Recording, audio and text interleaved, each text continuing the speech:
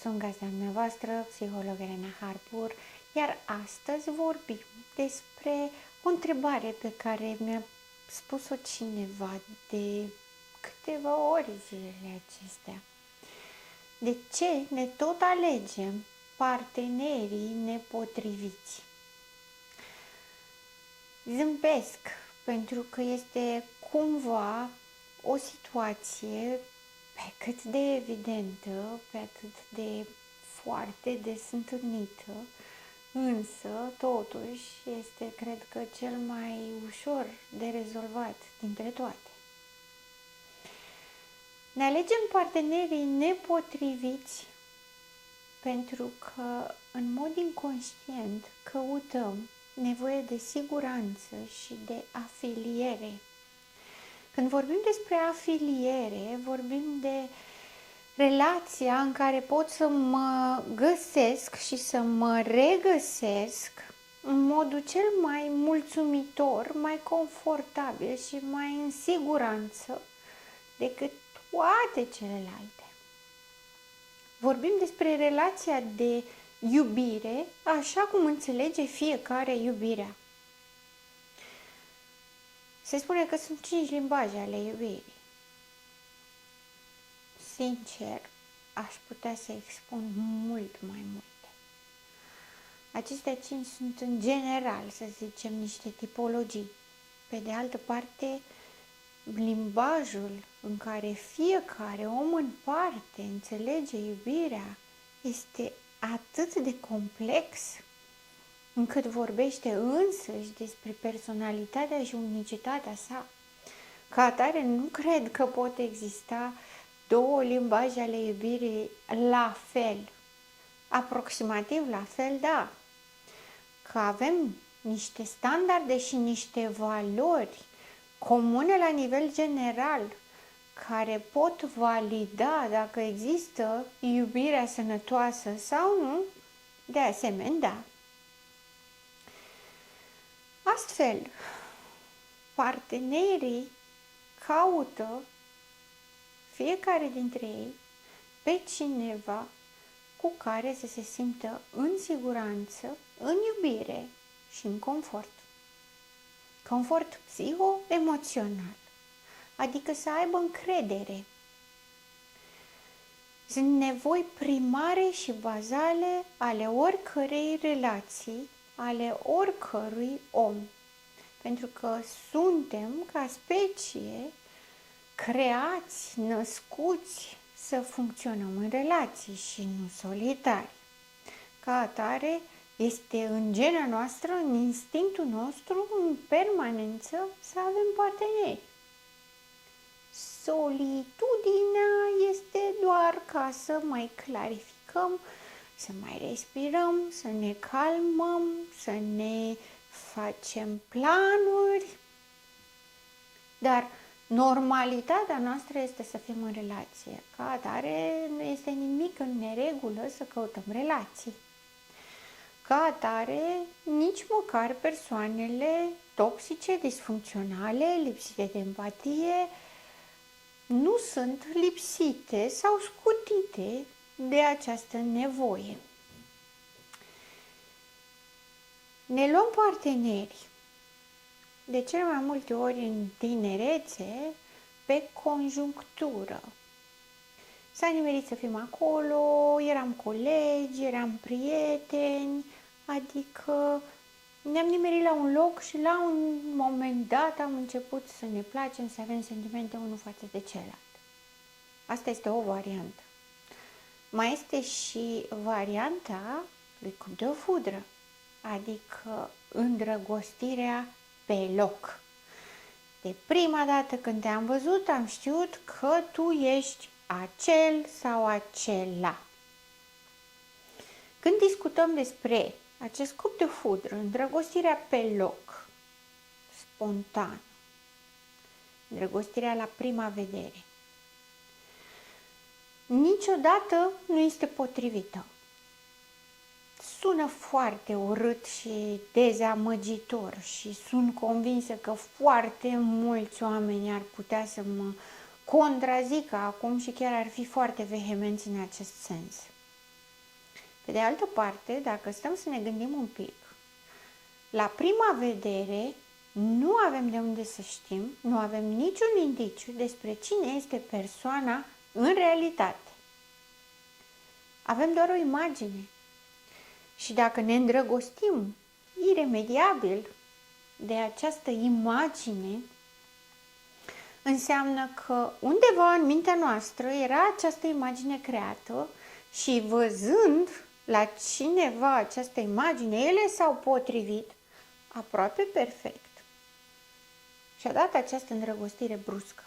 Adică, practic, sunt într-un vis, într-un mit pe care mi l-am creat și n-am făcut altceva decât să caut o imagine potrivită mitului meu. Știu, sunt foarte multe emoții, foarte multe sentimente, totul se dă peste cap, totul se răvășește, totul capătă sens, totul capătă direcție, dintr-o dată n-am mai fost singur. Așa spun oamenii. Îndrăgostirea este frumoasă, este cea mai frumoasă. Să iubești este cel mai împlinitor lucru care poate exista în viața unui om. Total de acord cu îndrăgostirea și cu iubirea deopotrivă, care de altfel sunt normale, naturale și dacă nu ar exista, nu am putea să ne gândim măcar la posibilitatea de a fi în relație. Pe partea cealaltă, îndrăgostirea trebuie să se producă în mod natural, sănătos, față de celălalt, nu față de imaginea pe care eu o am, față de cine este celălalt, ca unicitate, individualitate, cu micile lucruri care îl fac diferit de ceilalți oameni și cu sentimentul pe care l-am în prezența acelei persoane. Am făcut acest intro pentru că este foarte important să înțelegem că alegerea partenerului este mai mult decât o predicție despre cum va merge relația.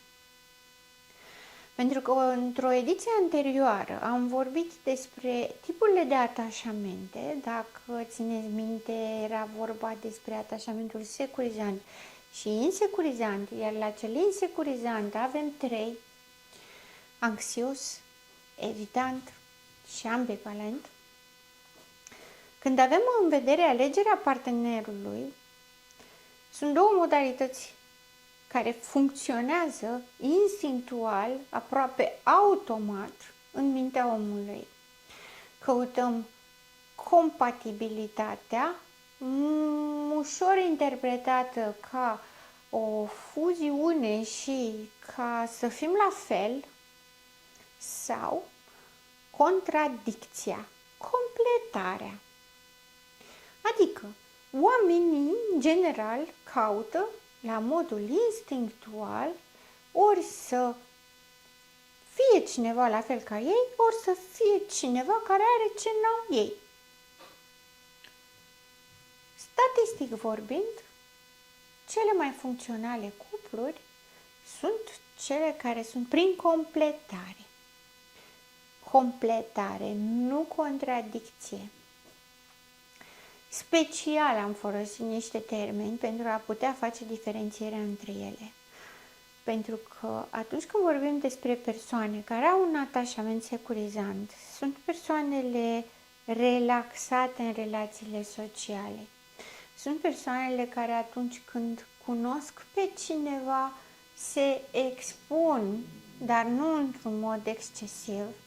Vorbesc despre sine, spun cine sunt, spun ce le place, pentru că se așteaptă ca partenerul să fie compatibil.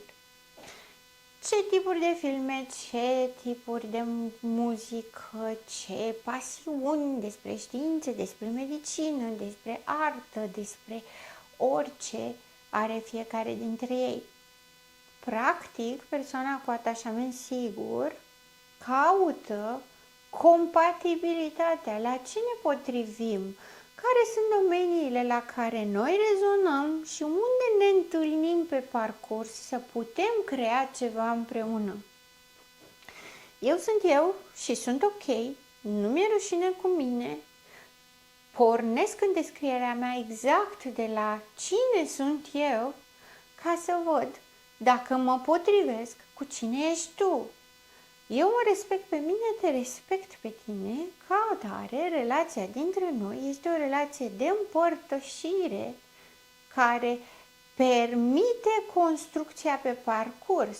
Mai întâi ne cunoaștem, după aceea ne îndrăgostim, după ce ne îndrăgostim ne dorim mai mult și după aceea începem și ne stabilim într-un cuplu și construim o relație de cuplu.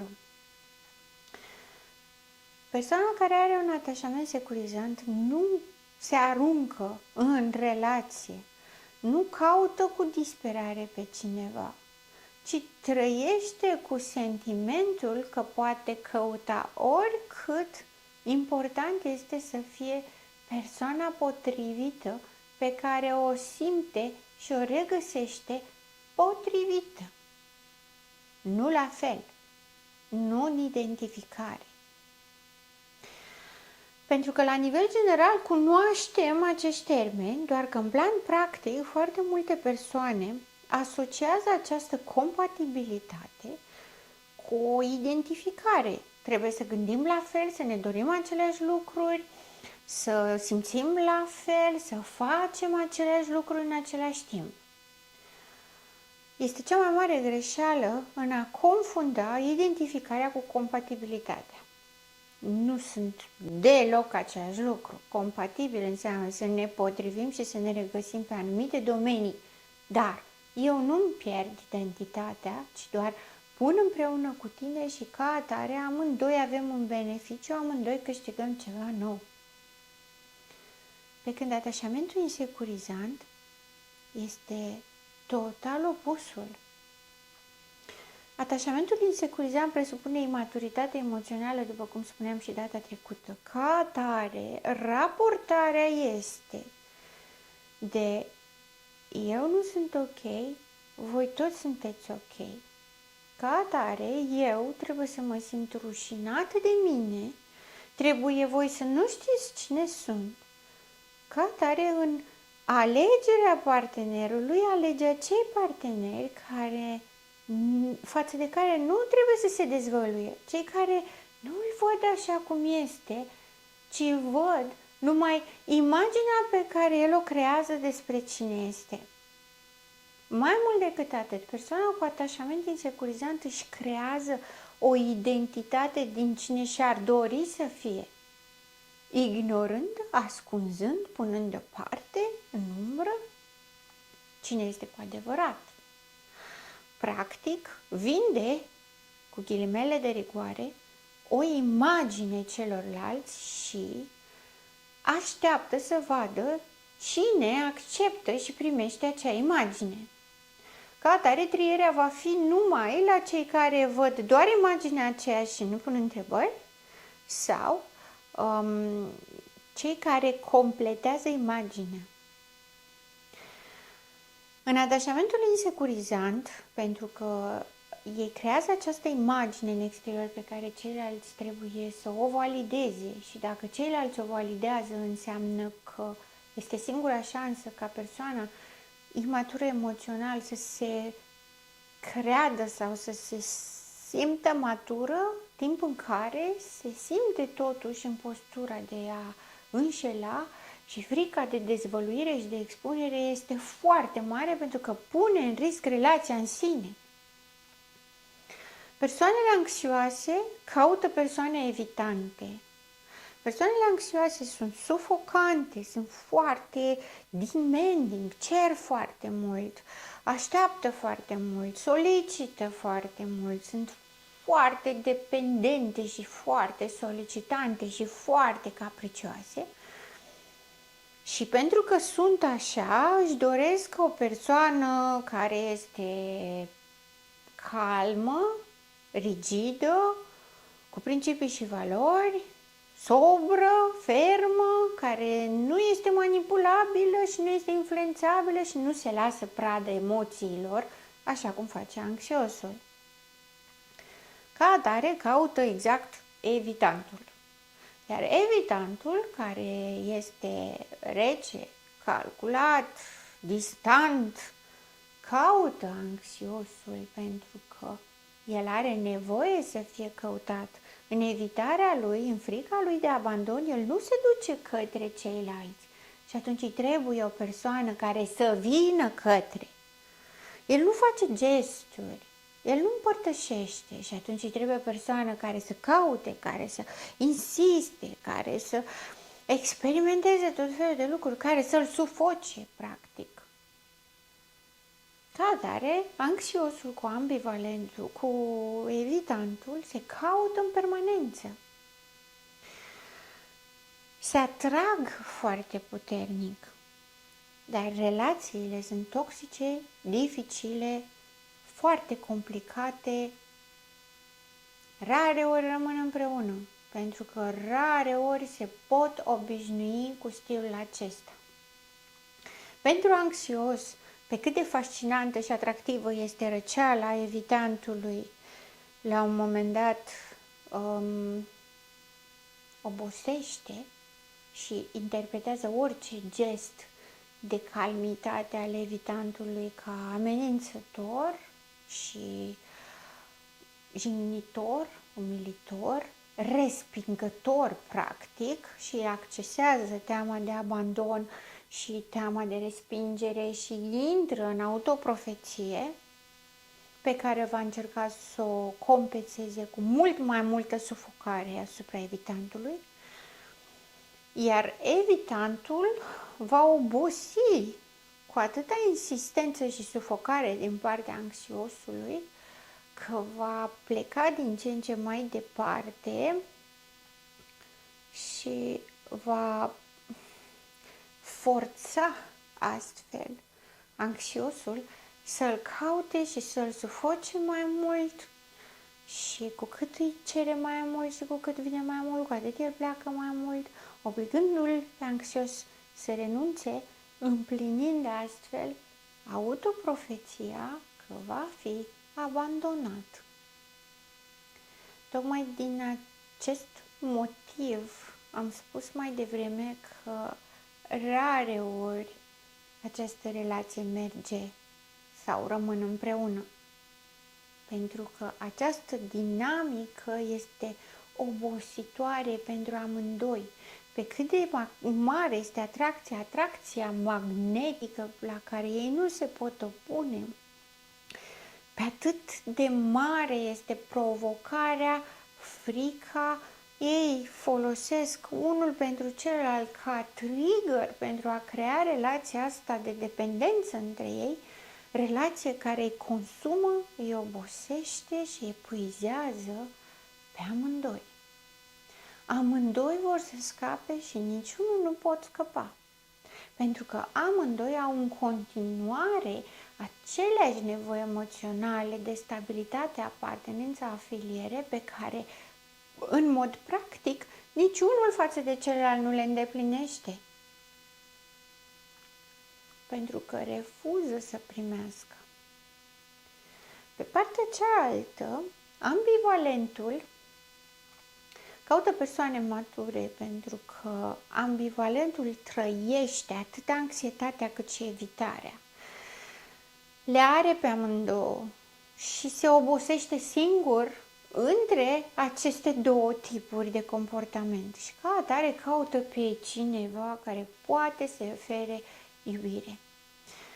Când se întâlnește cu un matur sau creează relație cu un matur, cu o persoană matură, ambivalentul le exagerează pe amândouă și anxietatea și ambivalența în același timp și plusează foarte mult.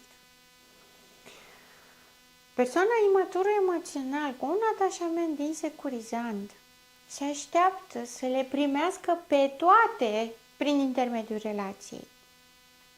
Partenerul sau partenera mea trebuie să-mi fie. și iubită, și amantă, și mamă, și soție, și mama copiilor, și prietenă, și de toate. La fel și invers. Pentru că investiția lor este enormă. Ei investesc totul în persoana cealaltă. Și când spun totul, mă refer atât la anxios cât și la evitant și la ambivalent. Anxiosul este mai manifest decât evitantul, dar asta nu înseamnă că nu investește propria identitate în acea relație. Tocmai de aceea și țin foarte mult la relație, pentru că relația devine identitatea lor de sine. Cine sunt eu? Sunt partenerul lui X sau Y. Și prin această uniune se contaminează sau așteaptă să primească de la celălalt exact ce îi lipsește, adică nevoia aceasta de împlinire. Dacă sunt anxios, vreau pe cineva calm ca să pot să fiu și eu calm. Dacă sunt calm, am nevoie de cineva mai agitat și mai dinamic ca să fiu și eu mai dinamic. Aparentă logică pură și este logic. Doar că emoțiile nu sunt logice și apare teama de abandon și de respingere de care am vorbit mai devreme și inevitabil relația se rupe. Ceea ce se întâmplă este ca următorul partener sau parteneră să fie luat după același criteriu. Nu pentru că n-a durut relația eșuată anterioară, nu pentru că nu a ajuns la disperare pierdându-se pe sine atunci când a pierdut relația, ci pentru că este singurul lucru familiar, este singurul lucru pe care l-a trăit și pe care îl știe.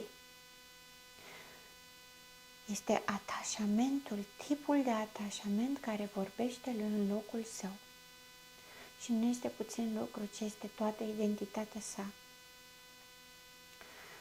Ca atare, va căuta siguranță și confort din nou, teoretic de data aceasta total opusul la ceea ce a avut până acum. În realitate, în practică, făcând exact același lucru. Pentru că este vorba despre sentimentul de siguranță, iar sentimentul de siguranță și confort îl am atunci când mă duc pe acea zonă în care știu deja ce mă așteaptă. Chiar dacă este autoprofeția abandonului, autoprofeția pierderii și a respingerii, tot acolo mă simt mai bine, pentru că este singurul lucru pe care l-am trăit, singurul lucru pe care îl știu și ca atare, atracția magnetică mă obligă să mă duc acolo. Nu mă duc pentru că îmi place, mă duc ca să mă repar.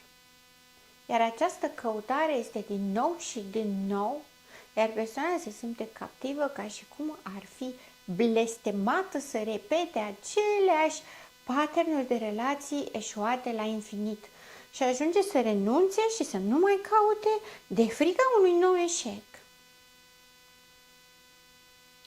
Cum spuneam și în ediția anterioară, se poate rezolva,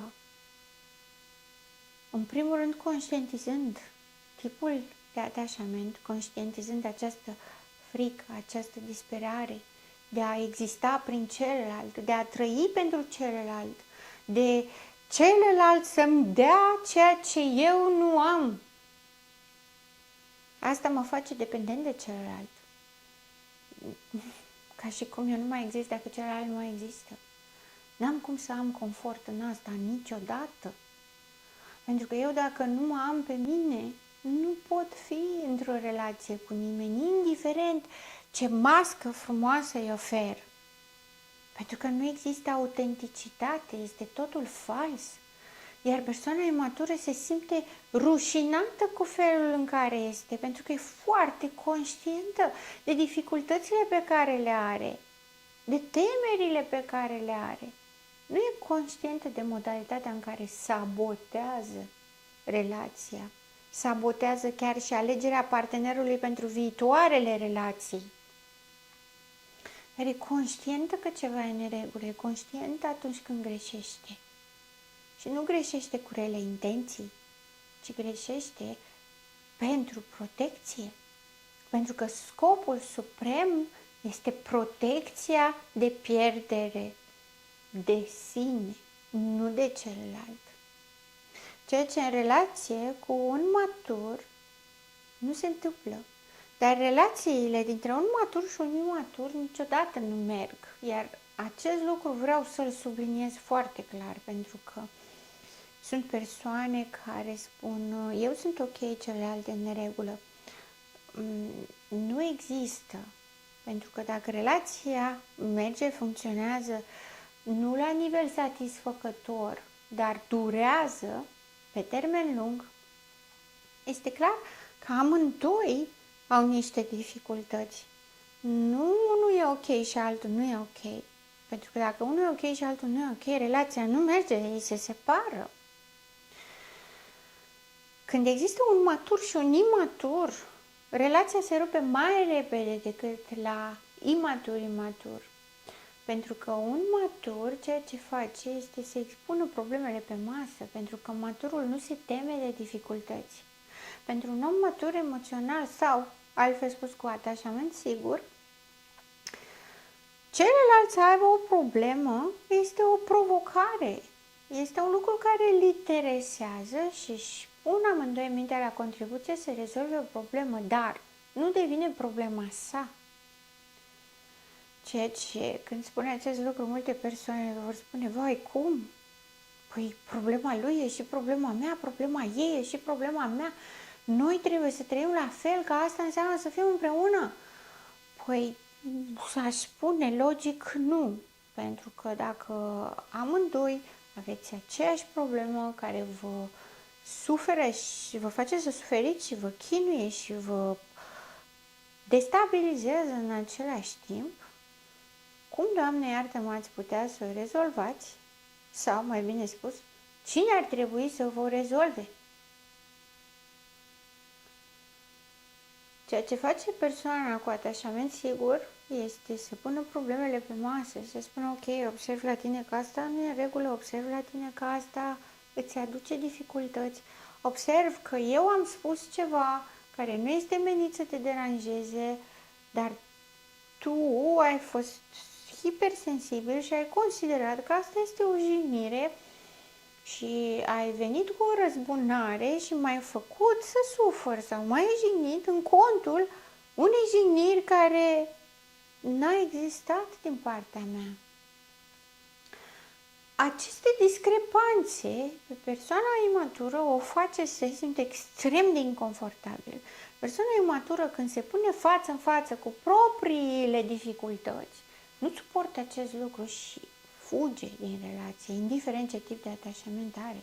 Pleacă, pentru că se teme că odată dezvăluită problema sa, relația se rupe, abandonul este deja întâmplat și nu există nicio șansă pentru nimic.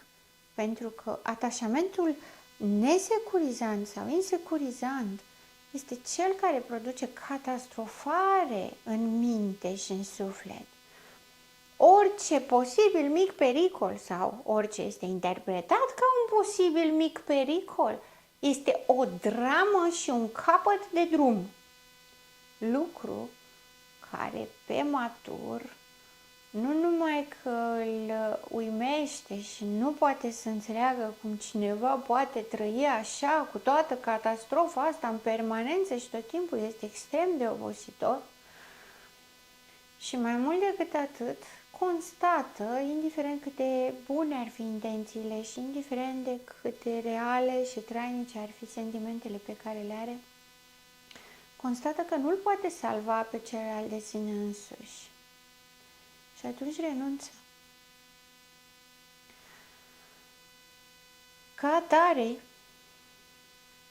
dacă vrem să nu mai avem din nou parteneri nesănătoși pentru noi, parteneri greșiți, relații eșuate, iubiri pierdute, așteptări și dorințe neîndeplinite, ceea ce trebuie să facem este, în primul rând, să ne uităm la propriile noastre dificultăți, la propriile noastre temeri și să ne asumăm curajul de a încerca să le schimbăm.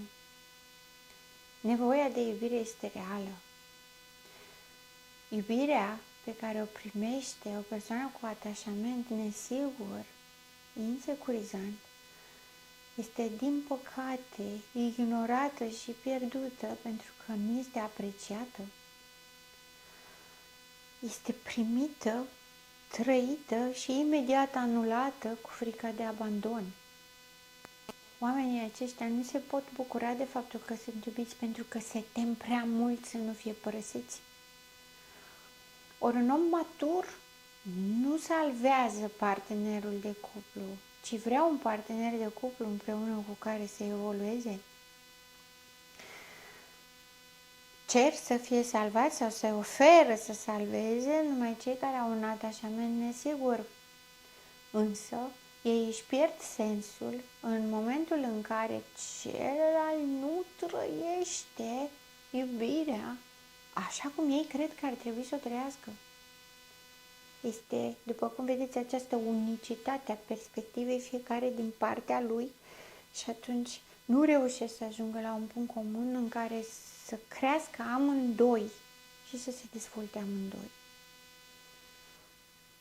Trebuie să ne uităm în interiorul nostru, trebuie să corectăm și să ne dăm șansa de a avea vieți reale, sănătoase, calitative, de a ne dezbrăca de toată rușinea și de a ne dezbrăca de toate imaginile pe care le-am creat încercând să-i mulțumim pe ceilalți și încercând să-i păcălim pe ceilalți, să ne vadă așa cum ne-am dorit să fim văzuți.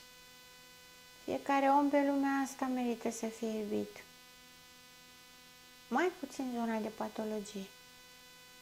Dar cei care au capacitate empatică merită să fie iubiți.